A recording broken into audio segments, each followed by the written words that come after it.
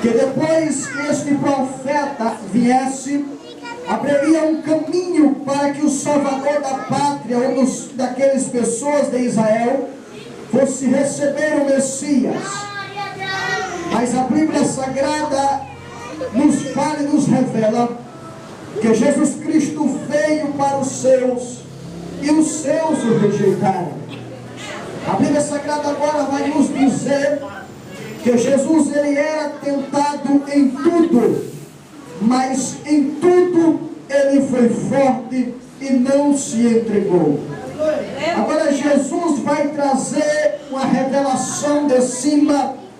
No primeiro capítulo de João, Jesus disse que no princípio era o Verbo, e o Verbo estava com Deus, e o Verbo se fez carne, e o Verbo era Deus.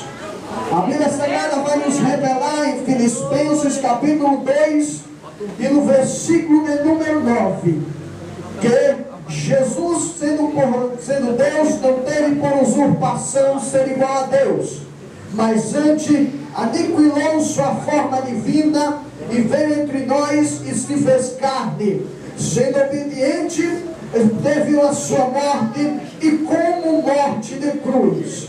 Mas a Bíblia Sagrada também vai nos revelar que Jesus Cristo veio a ter seu ministério.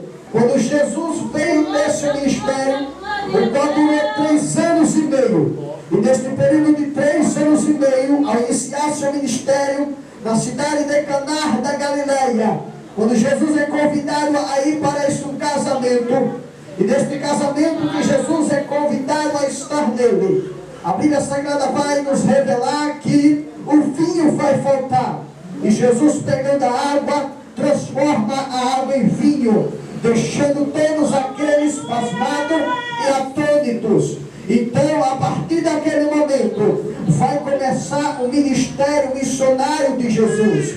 E quando Jesus inicia seu ministério, ele chama 12 apóstolos, 12 discípulos para si. E entre esses discípulos, Jesus os ensinava acerca de parábolas. E essas parábolas eram ensinadas no Monte das Oliveiras. E quando em um certo dia, em um certo momento, durante Jesus está no templo, e ao sair do templo, Jesus sobe até o Monte das Oliveiras.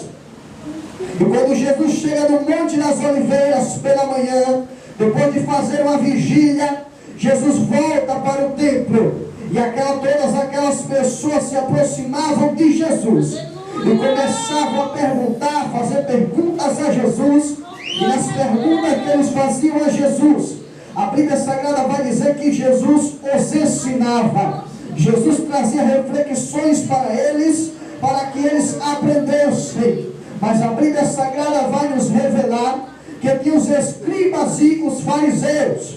Esses chamados escribas e fariseus eram que tentavam pegar Jesus em qualquer palavra, que tentavam fazer Jesus blasfemar, porque sabiam eles que Jesus blasfemasse, ele não era digno de ser chamado o Messias, ele não era digno de ser chamado o Jesus Cristo Nazareno.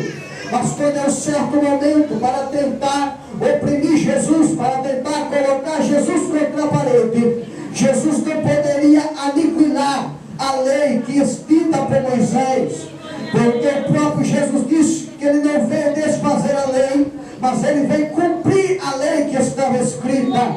O próprio Jesus vai trazer-nos uma revelação, porque quando ele está sentado ensinando essas pessoas, uns escribas e fariseus e outras pessoas, traz uma mulher apanhada em adultério, e olha para Jesus e diz: olha, mestre, esta mulher foi apanhada no próprio ato adulterando, e é nos lícito pela lei de Moisés que as tais sejam mortas apedrejadas. Uma lei que era implantada no livro de Números, Levítico e Deuteronômio. A Bíblia Sagrada vai nos dizer que a mulher tinha um valor a menos daquela sociedade. A sociedade do Antigo Testamento coloca a mulher como um objeto menor do que o homem. A Bíblia Sagrada é bem clara nos revelar no livro de Levítico que a mulher, para gerar filhos, ela tinha que gerar filhos homens. Se gerasse uma filha mulher, ela era repudiada pelo seu marido e passava longe e impura do seu marido, trancafiada em um quarto escuro durante 40 dias. Mas se gerasse um filho homem, este era honroso e honrosa para danificar aquelas contrárias palavras que eram opostas contra elas. Porque se ela gerasse um filho homem, daria continuidade à herança do seu esposo. E agora a Bíblia Sagrada vai nos revelar, através de Deus que revelou para Moisés, que as mulheres ou os próprios homens que fossem pegos no ato adulterando, esses teriam que ser mortos, apedrejados em praça pública. E agora a Bíblia vai nos trazer a revelação que um grande número de pessoas acham a mulher no ato adulterando. Diz a história, alguns estudos bíblicos, que revela o nome desta mulher, que diz que era Maria Magdalena. E eu quero pregar nesta noite baseado no tema. Eu quero pregar baseado no tema, trazendo de volta à memória o que me pode dar esperança. Olha para os meus que estão falando assim: hoje você vai trazer de volta aquilo que te pode dar esperança.